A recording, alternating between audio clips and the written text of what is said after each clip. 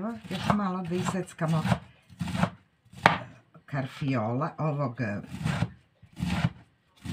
kelja. Ja volim pohovan, jedna listi, ćerka mi ne da pohujem. Mama, dosta je pohovanju bilo u životu, nemoj da liske od kelja kad se ispohuje, to je božanstveno.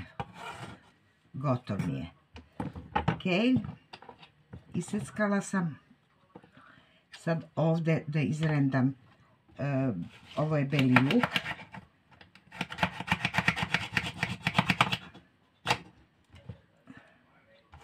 Evo, belog luka, još ćemo da izvadimo kojčen.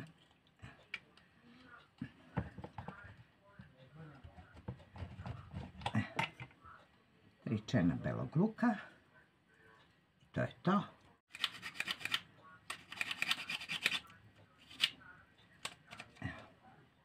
Vidite kako je ovo simpatična spravica, evo ga, fino se izrendao i ovaj beli luk.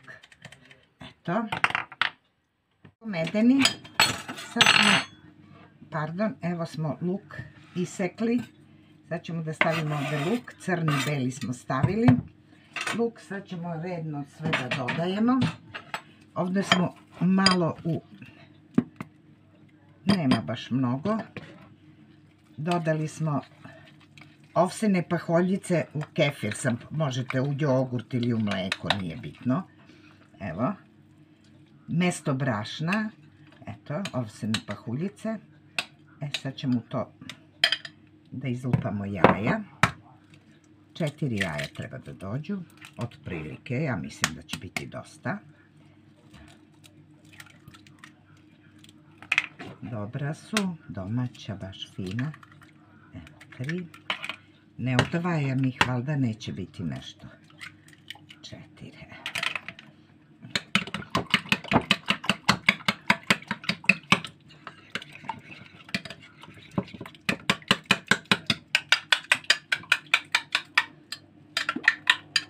Čekajte ovako, 4 jaja. Tako baka sve posle sa rukom. Dodat ću otprilike jednu kašičicu peršuna.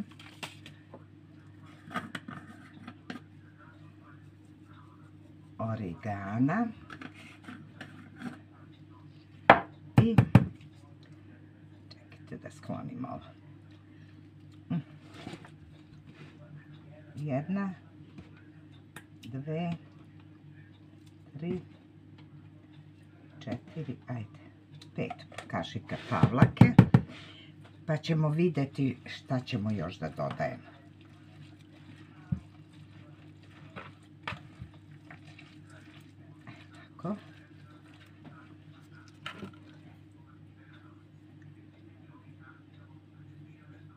Ovo je još uvijek jedna kašičica soli.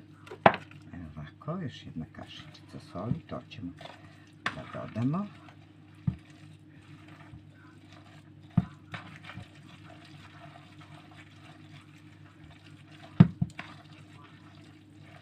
Eto.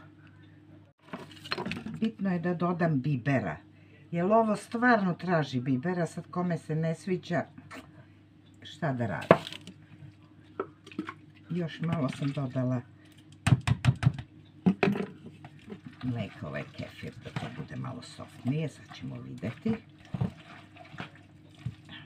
kako to fino izgleda. Sad ću da ovako isečem, evo ovako jednu dobru krišku, tu bi trebao stariji neki sir da dođe, baš stariji sir, tvrđi, a ne ove mekane. Ja mislim da bi tu trebao onaj stari homoljski neki sir da dođe. Eto, to je to. I sad ćemo da zagrijemo ulje maslinovu u rernu, da zagrijemo u pleh i onda ćemo ovo da nalijemo. Ovo je domaće maslinovo ulje iz Grčke. To je moja Maja meni donela i Janis.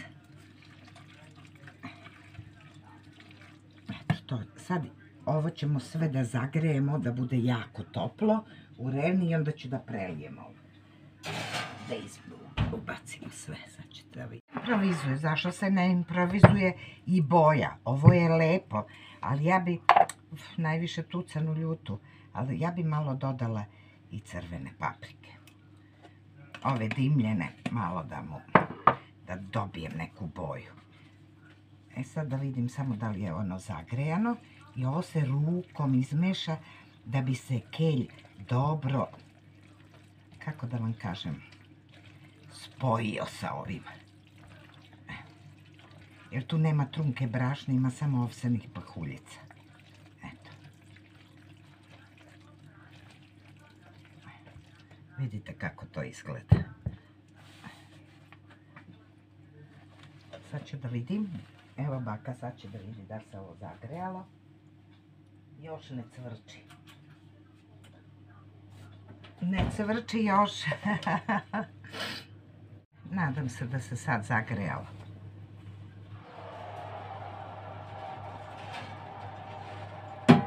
Evo ga, zagrejalo se.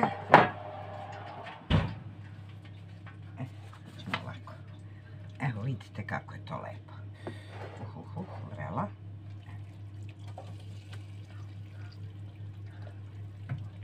Cvrči, čujete kako cvrči. Evo ga.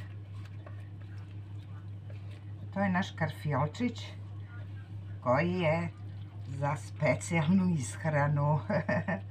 Nije posno ili ide u jaje i sir, ali šta da im radim? Ne ide brašno, ne ide obično ulje i tako. Eto. To sad ide, moram da, evo vidite, to je sad vrelo. Idemo u rernu. Evo sad sam, evo vidite kako je fino, samo da upalim svetlo. Sad ću samo da zalijem ovo. Možda sam malo više maslinovog ulja. Ovaj karfiolčić, 2 jaja i malo mleka. Eto. Eto, to sam sada. Samo malo da zalijem. I idemo ponovo u rernicu. Eto. Evo vadimo piticu iz rerne od kelja. Pita od kelja. Vruće je. Ali sad ćemo da vidimo. Ćemo da isečemo. Može i kockice. Baka nestrpljiva, možda sam trebala još malo da bude rešije, ali vidjet ćemo.